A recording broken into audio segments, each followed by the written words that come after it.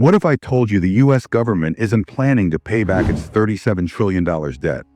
They're planning to make it disappear through the biggest wealth transfer in American history, and most people won't realize they've been robbed until it's too late. Right now, while you're watching this, the government is quietly positioning Bitcoin and gold reserves to execute a strategy they've used before.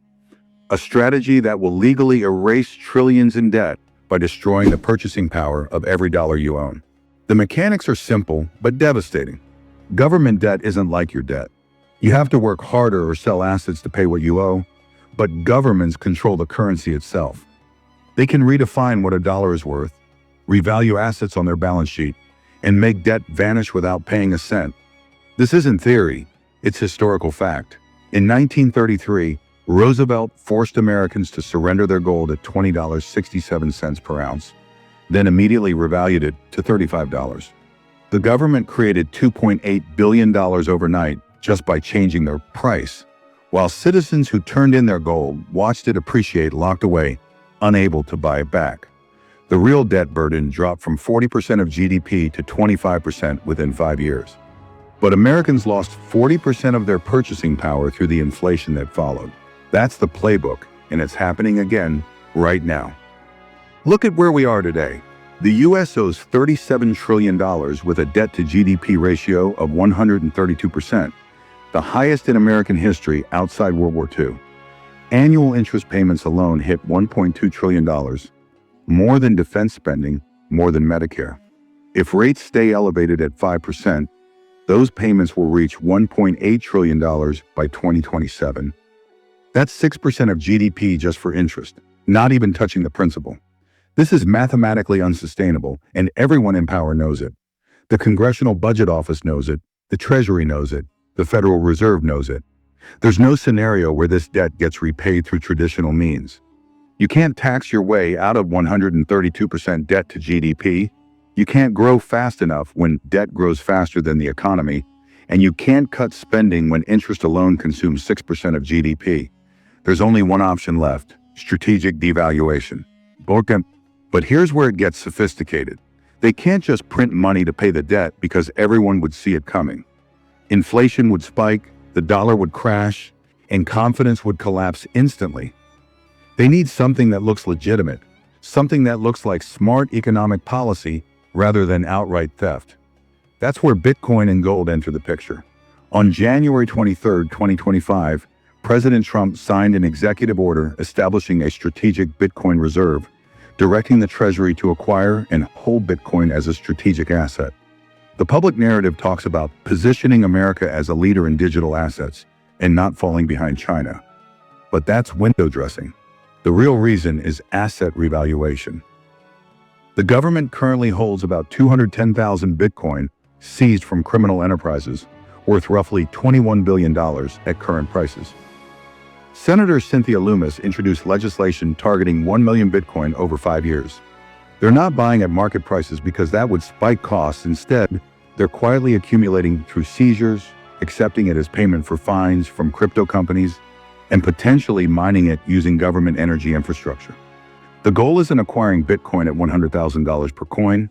The goal is acquiring it before they officially revalue it to $1 million per coin for strategic reserve purposes. When they announce that revaluation, they'll create $880 billion in value overnight just by changing the accounting price. But it's not just accounting magic, because once the US government declares Bitcoin worth $1 million and backs that with full faith and credit, the market follows. Bitcoin doesn't hit $1 million instantly, but it climbs to $300,000, then $500,000, then $800,000 over the following year. Now add the gold component, because Bitcoin alone isn't enough for this strategy to work. The US officially holds 8,133 tons of gold, about 261 million ounces, worth $731 billion, at current market prices around $2,800 per ounce, statutory price set in 1973.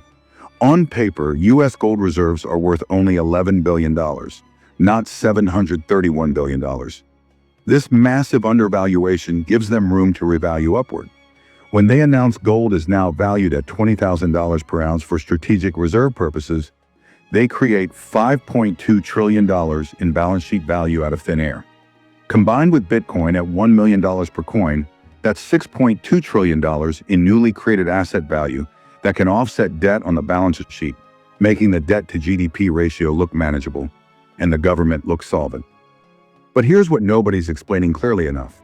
When Bitcoin goes from $100,000 to $1 million and gold goes from $2,800 to $20,000, the dollar is simultaneously collapsing. If gold was worth $2,800 and is now $20,000, the dollar just lost 85% of its value relative to gold. If Bitcoin was $100,000 and is now $1 million, the dollar lost 90% of its value relative to Bitcoin. The average American doesn't think in terms of gold or Bitcoin prices. They think about groceries and rent. But when the dollar loses 85 to 90% of value against hard assets, it loses 50 to 70% against everything else. Food, energy, housing, everything you actually need to live. Let's make this concrete. Say you have $100,000 in savings right now, feeling reasonably secure. The government executes this revaluation over the next 3 years, and real inflation hits 20% annually, not the official CPI numbers, but actual purchasing power. Food prices double, gas prices double, rent increases 60%. Your $100,000 now buys what $35,000 bought 3 years ago. You lost 65% of your purchasing power. Meanwhile, the government's $37 trillion debt is still $37 trillion nominally. But adjusted for the inflation they deliberately caused, it's worth only $13 trillion in real terms. They just erased $24 trillion in debt burden without paying a cent, transferring that wealth directly from savers and creditors to themselves through reduced obligations. The timeline is already in motion. In 2025, we're in the accumulation phase where the government quietly acquires Bitcoin and builds the narrative around gold-backed currency and sound money policies. In 2026, expect a severe debt ceiling crisis that creates justification for extraordinary measures. Because governments can only do radical things during crises that would be politically impossible otherwise. Then in 2027 comes a revaluation phase.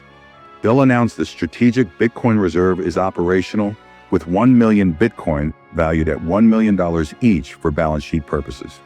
Simultaneously, they'll announce a return to partial gold backing with gold revalued to $20,000 per ounce. This gets marketed as stabilizing the currency and restoring American financial leadership. And the public buys it because it sounds strong and responsible, the opposite of money printing. But what actually happens is Bitcoin climbs from $100,000 toward $1 million over 18 months.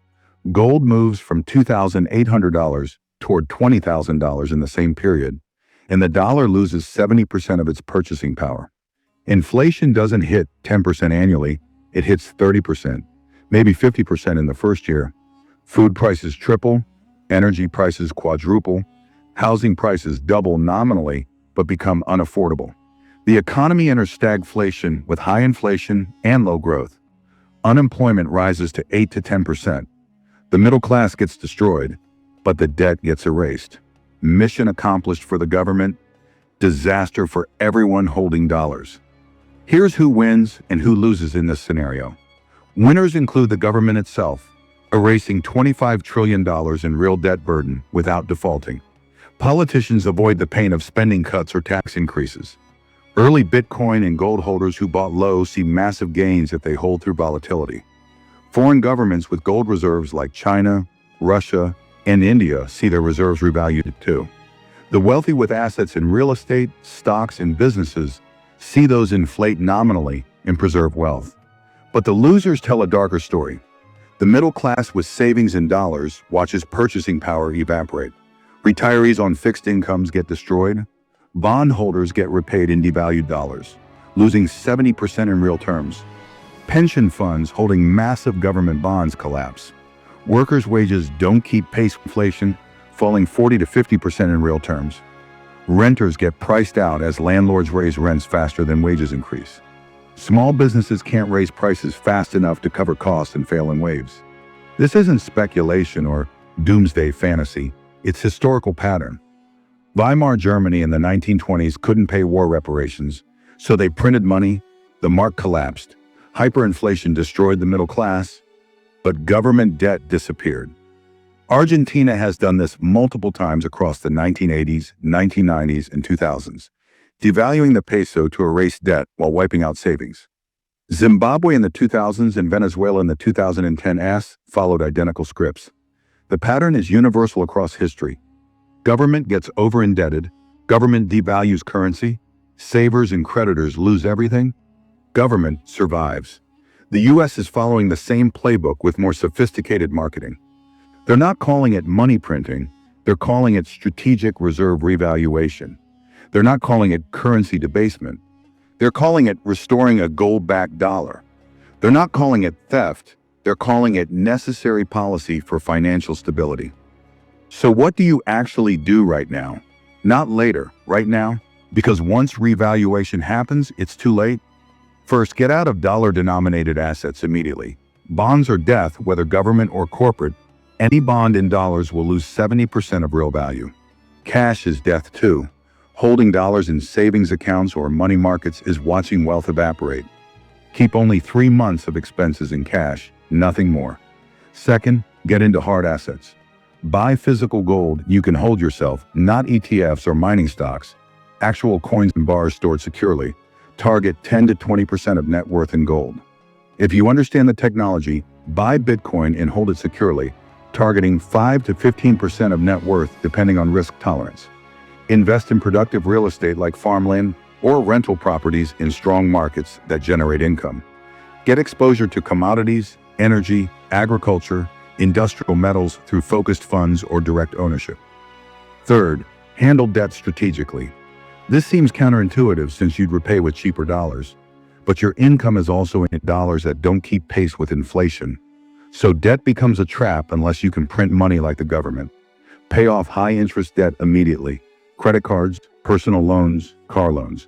Keep fixed-rate mortgages at 3 to 4% since that debt will inflate away. But pay off or refinance adjustable rates or high fixed rates. Fourth, diversify internationally. Don't keep everything in US dollar assets. Open foreign bank accounts in Swiss francs, Singapore dollars, Norwegian kroner from countries with low debt and strong fundamentals. Buy foreign real estate and consider foreign stocks earning revenue in non-dollar currencies. So when the dollar collapses, you're not 100% exposed. Evidence that this is real policy, not conspiracy theory. The debt to GDP ratio of 132% is factual. Interest payments of $1.2 trillion annually are factual. The mathematical impossibility of repaying through taxes or cuts is reality. Devaluation is the only historical option governments choose in this situation. The US did it in 1933 and will do it again. The Bitcoin Reserve Executive Order is signed, the legislation is introduced, the narrative is being built. This is visible policy if you look. Even more telling, the world's central banks are preparing by buying gold at record rates. In 2022 and 2023, central banks bought over 2,000 tons, the most since 1950. China accumulates Bitcoin through state enterprises. Russia stockpiles gold and reduces dollar reserves. BRICS nations create alternative payment systems. These governments have intelligence agencies and economic advisors with inside information, and they're all preparing for the same thing: dollar collapse and monetary reset. Your timeline for action is clear. In 2025, during the accumulation phase, you should be buying gold, Bitcoin, and hard assets while the window's open. In 2026, during the crisis phase with debt ceiling fights and bond market stress, stay the course and don't panic, sell hard assets despite volatility. In 2027, during the revaluation phase when Bitcoin hits $1 million and gold hits $20,000, if you position in 2025, you survive. If you didn't, you're destroyed. By 2028 to 2030 in the stabilization phase, prices settle with Bitcoin at $500,000, $800,000, gold at $15,000, $18,000, and the dollar stabilized at much lower purchasing power.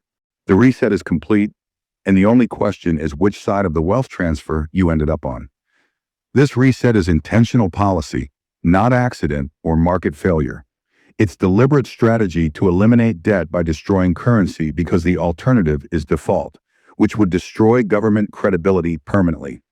Devaluation destroys people's wealth but preserves government power, so they choose it every time without exception. The strategic Bitcoin reserve isn't about innovation, it's about creating an asset to revalue. The gold-backed dollar talk isn't about sound money, it's about justifying gold revaluation. Every policy move sets up the reset, and you're the collateral damage unless you position correctly right now. The government doesn't care about your principles or your fairness arguments. They care about their survival and will sacrifice you to achieve it without hesitation. So your choice is simple. Adapt or get destroyed. Position yourself in hard assets, preserve your wealth through the reset, and use that preserved wealth to build something better afterward. Or hold dollars, trust the narrative, and watch your life savings evaporate. The smart money is already moving. The only question is what you'll do before it's too late.